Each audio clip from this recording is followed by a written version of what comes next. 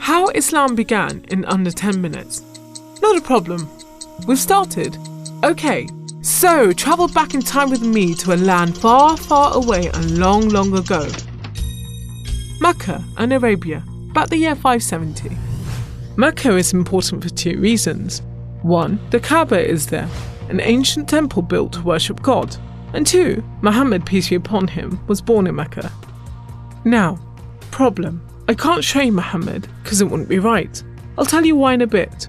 But in the meantime, here's his name in Arabic. Nice.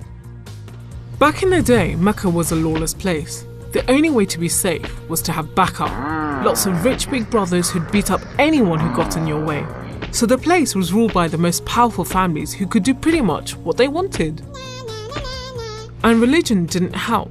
By this time, the Kaaba had been filled to overflowing with 360 idols that did nothing to help anyone. So it was a tough place to grow up if, like Muhammad, you were a poor orphan and believed in just one God you couldn't see, like the Jews and the Christians. He called him Allah, the God, in Arabic there. Muhammad's dad died before he was even born, and his mum died when he was just 6.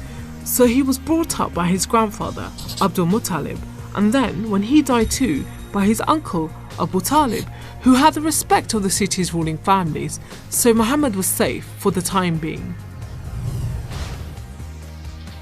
Muhammad started out as a shepherd and then became a businessman travelling about buying and selling stuff for rich clients.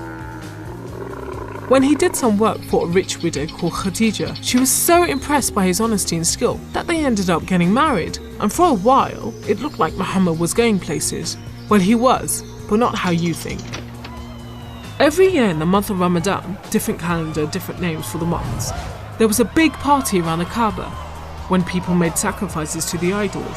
Muhammad hated it, so he'd get out of town and sleep in a cave he'd found on top of a nearby mountain. One night, Muhammad's praying to Allah when wham! There's the angel Jibreel, you might say Gabriel, standing right in front of him. Read, says the angel, but Muhammad couldn't read. No schools, you see. Jibreel keeps on at him. 3 times he says, read. Then he grabs hold of Muhammad and wham! Again, it's like Muhammad's learnt the words off by heart. So he recites the message out loud. Read in the name of your Lord, who created man from a drop of blood. Read, for your Lord is most generous. He who taught by the pen, taught man what he did not know. It was a message from Allah. God was speaking to him just like he'd spoken to the prophets in the Jewish and Christian holy books, which meant he was a prophet too. The messages continued for the rest of Muhammad's life. Allah gave him the words to say and the prophet recited them. The words were written down by his friends, and years later they were collected together and became the Muslim holy book, the Quran, which means recitation, because Muhammad recited it, you see? Anyway, that was much later, so back to the night of power. Muhammad tells his family, then his friends, and eventually everyone about Allah, that he's the one and only God, that he wants everyone to be treated fairly, and long story short, it didn't go down well with the ruling families of Mecca, who liked things just the way they were, thank you very much. You see, Islam means obedience to Allah, and Muslim means someone who obeys Allah, and the ruling families didn't want anyone obeying anyone else but them. So the people who believed in Muhammad's message, the Muslims, were given a hard time. Some were even tortured and killed. A few of them managed to escape to Abyssinia, Ethiopia. But most were stuck in Mecca. Muhammad also had to cope with the death of his wife, and then just a few weeks later, his uncle too. Feeling very down, he went to the Kaaba to pray to Allah one night. Then, the weirdest thing happened. Jibreel turns up, sits him on a winged horse called Al-Buraq and flies him all the way from Mecca to Jerusalem. He prays with all the prophets who've ever lived. Then, he's taken up to the heavens to chat with some of the prophets, and then into paradise itself, where Allah tells Muhammad to pray 5 times a day and to stay strong. He's returned to Jerusalem and then flies back to the Kaaba in Mecca. We call it the night journey, and Muslims still argue whether it was a real experience or a vision, but whatever. It gave Muhammad a much needed boost, and just as well because there were more tough times ahead. So there was this other city called Yathrib. The people there heard about Muhammad and his message and invited him and his followers to join them. A few at a time, the Muslims left Mecca and made a dangerous journey across the desert to Yathrib. It's known as a hijra, which means migration, like birds do. Muhammad and a few of his friends stayed in Mecca until everyone had got away and then made plans for their own escape.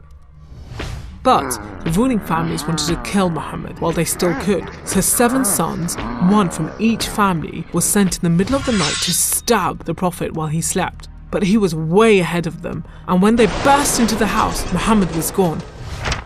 Trackers were sent out to hunt him down.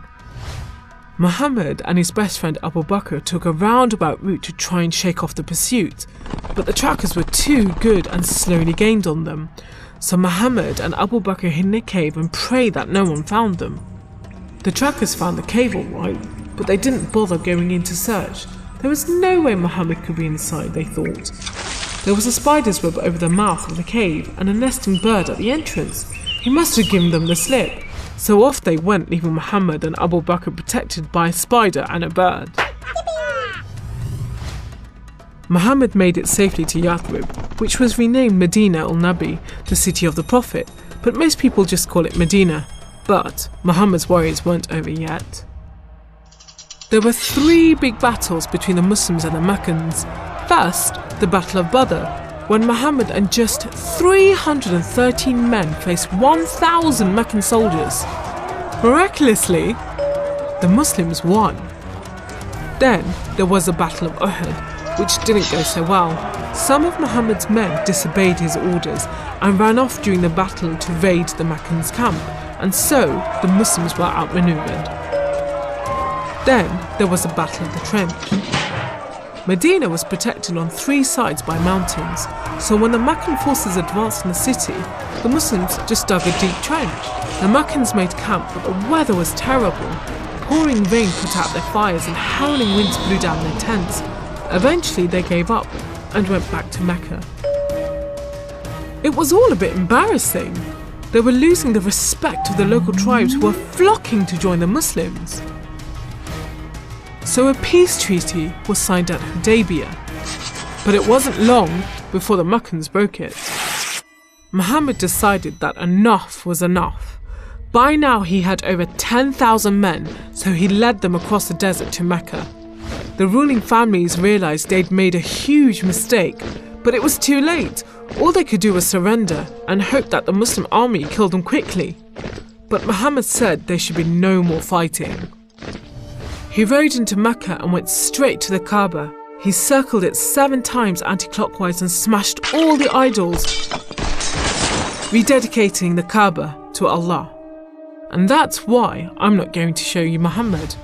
The Muslims wanted to make it totally clear that they only worship the one unseen God. So they didn't have any pictures of Muhammad in case anyone thought he was an idol, and they didn't have any pictures of Allah because he's like nothing on earth, so it would be impossible to draw him anyway. So there you go, how Islam began in under 10 minutes. How did I do?